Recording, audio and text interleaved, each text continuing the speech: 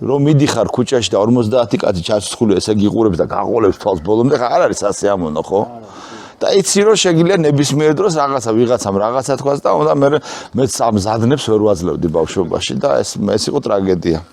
ჩემ უფროსი ვაჟი მყავს ეხლა 2 დღის წინ გახდა 14 წლის და ჯერ არ ქონია ეგეთი ჭუბის ამბავი და ყოველთვის მეშინია რომ წარმოვიდგენ ჩემი რეაქციის როგორ რეაქცია მექნება. მამას როგორ რეაქცია ქონა ხოლმე თქვენ ასე? აუ ერთხელ ისეთი ნაცემი მივედი სახში რომ ვერ მისნა რომ ვინ აღარო შემეკითხა.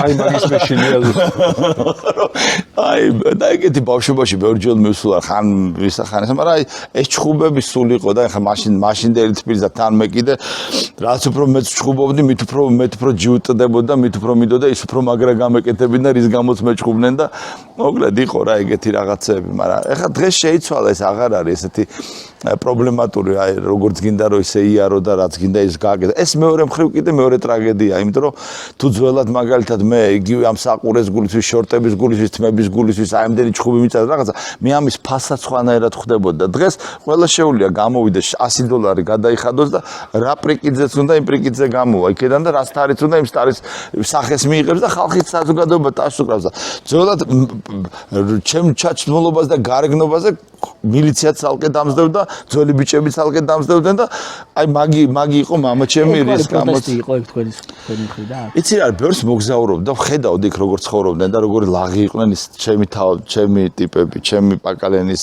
თაობის ადამიანები და მომწონდა რა და იმ ხალხს რო ვეცნობოდი, ხო ისინი ჩემთვის უფრო ახლოს იყვნენ და თბილისშიც მეგობრები მყავდა რა. თავისი გულახდილობით, უბრალოებით და მომეწონა ესა რომ ეს აი ეხა ჩვენი საზოგადოება ხო მაგრა გაიწმინდა ამ ბოლო წლებში. არ ვიცი თქვენ გახსოვთ თუ არა 80-იან წლებში სულ პირფერობა იყო.